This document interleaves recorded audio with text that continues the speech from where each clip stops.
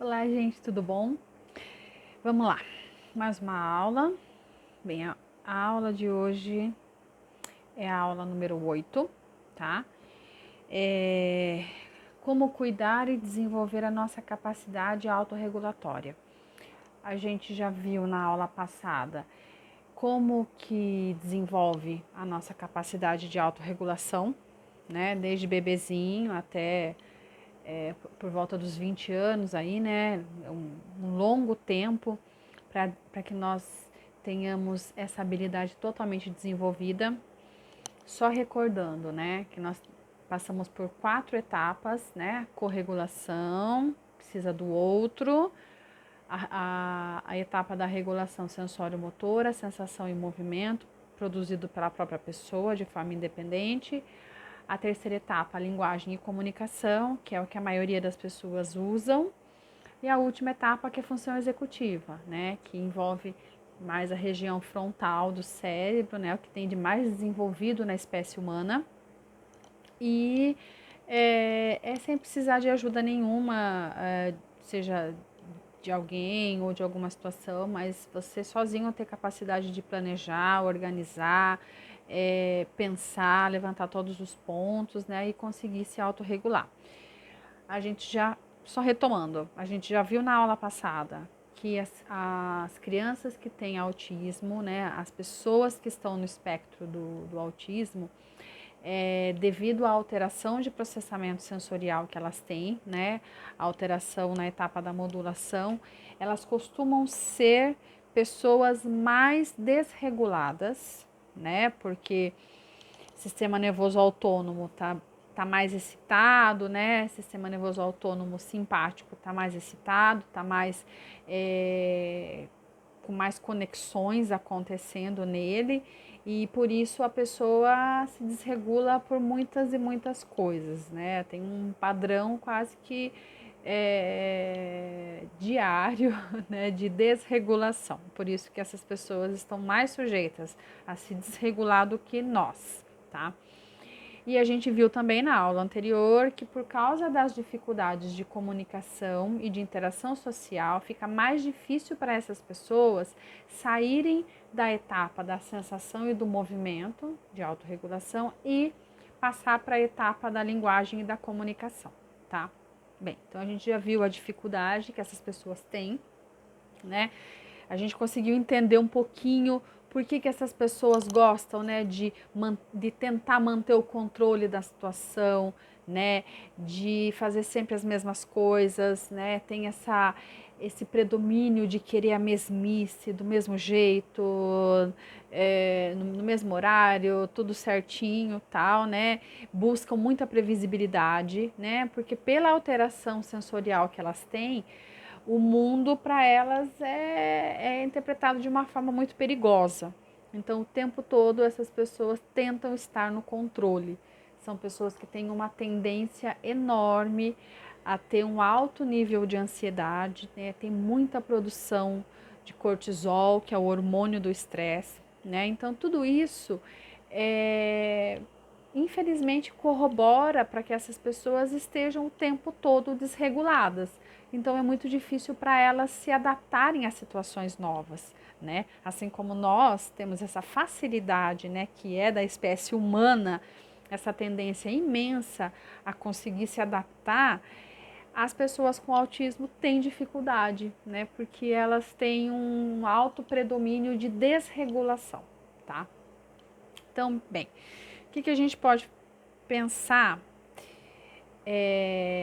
entendendo agora um pouco, né, de como que funcionam essas pessoas? É óbvio que esse momento, né, que aconteceu? Quebrou a rotina, saiu da rotina, e a gente não consegue dar muitas previsibilidades para essas crianças e para essas pessoas, porque nós não temos a previsibilidade do que vai acontecer e do que está acontecendo, não é verdade? Então é óbvio que essas pessoas estão super estressadas, né? Essas crianças estão estressadas, estão desreguladas, e nós também estamos, né? Não é o fato de nós não estarmos no espectro do autismo, que não significa que a gente também não está desregulado. Estamos sim, porque nós nunca vivemos uma situação como essa que estamos vivendo agora. Bem, é óbvio que o ideal seria se a gente conseguisse manter uma rotina minimamente semelhante à que tínhamos anteriormente, para tentar dar um pouquinho mais de previsibilidade e regulação para essas crianças, tá? Mas nem sempre isso é possível. Então, nós temos dois pontos que eu quero trabalhar com vocês na aula de hoje. O primeiro é a gente tentar ajudar essas crianças, né? Seja estruturando uma rotina mínima semelhante à que elas viviam antes, conseguindo oferecer, a gente pode ajudar essas crianças a se regularem através da linguagem e da comunicação, se elas estiverem nessa etapa, né? Então, conversar muito, trabalhar com historinha, trabalhar com os sentimentos, com as emoções que elas estão sentindo nesse momento, tal.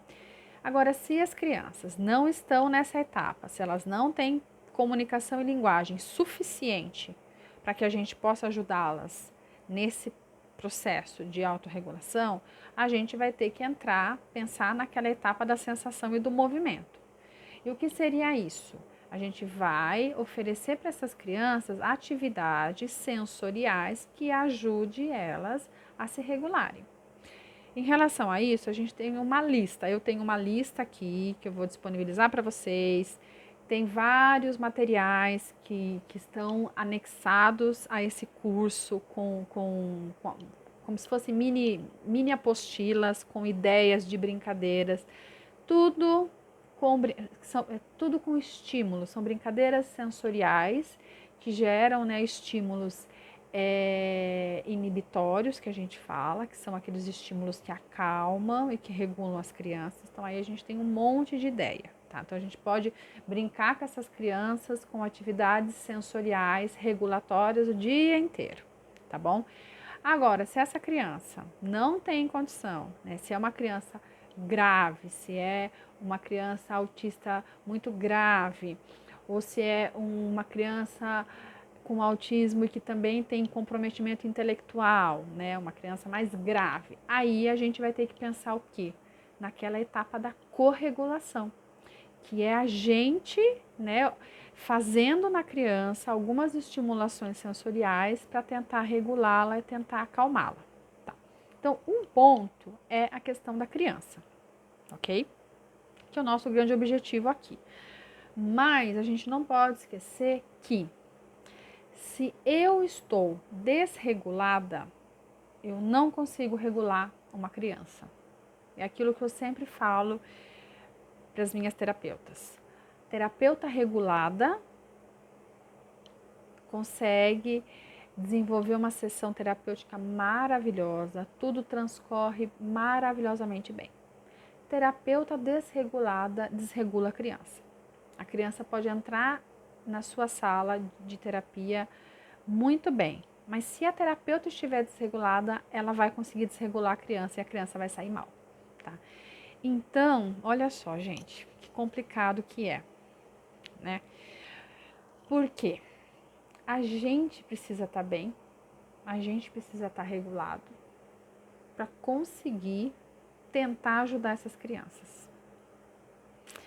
Então, a gente vai ter que olhar um pouquinho para a gente, para as pessoas que estão ao redor, para os meus familiares que estão aqui comigo, na minha casa, né, no meu apartamento, onde quer que eu esteja.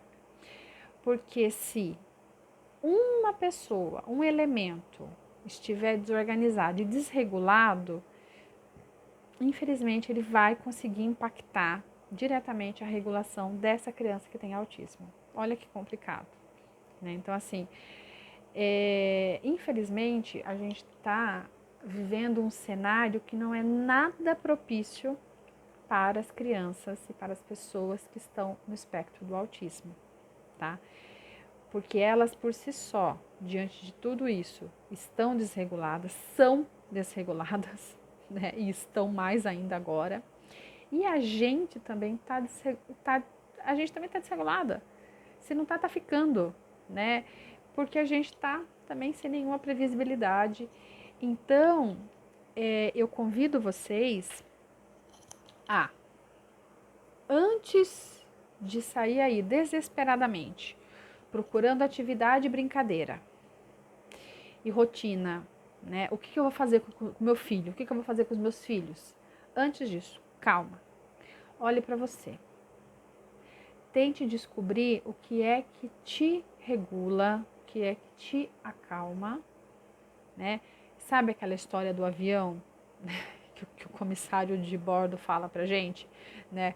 Que se o avião tiver algum problema, for cair, né? As máscaras cairão. O que eles orientam a gente? Primeiro coloque a máscara em você e só depois que você colocar em você, aí que você vai colocar a máscara na criança. Ou seja, daí que você vai ajudar o outro. É mais ou menos essa metáfora que a gente pode usar aqui, tá? Nos dias atuais.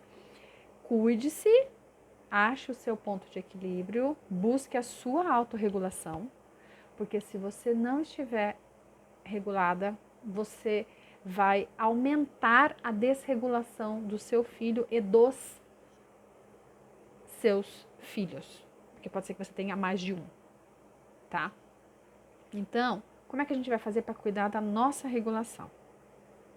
Primeiro a nossa.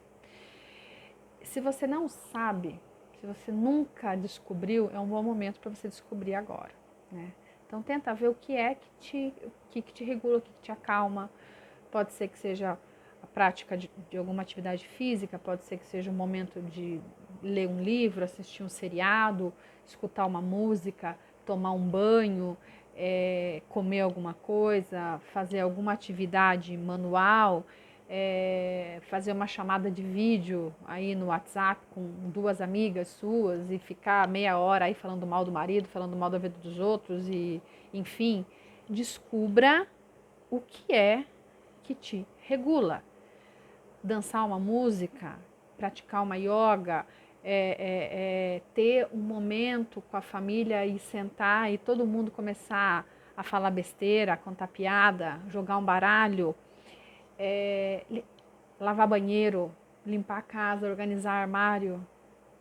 Tudo isso eu estou falando, mas são atividades que regulam. Brincar com o cachorro, se tem passarinho, limpar a gaiola do passarinho. Pare e pense. E isso, gente, é muito peculiar. Entendeu? Às vezes o que me regula, eu sei exatamente o que me regula e o que me desregula. Né? Mas por quê? Porque eu estudo isso há muitos anos e eu tenho muita vivência com isso e eu pesquisei, eu fui atrás. E é interessante que tem momentos da minha vida que determinadas atividades me regulam. E tem momentos da minha vida que essas atividades nem adianta, que não vai me regular. Eu vou dar um exemplo para vocês. Nesse momento da minha vida, uma coisa que está me regulando, tá? Vou contar, vou confessar um segredo. Olha só que coisa doida. Sabe aquela música Anunciação?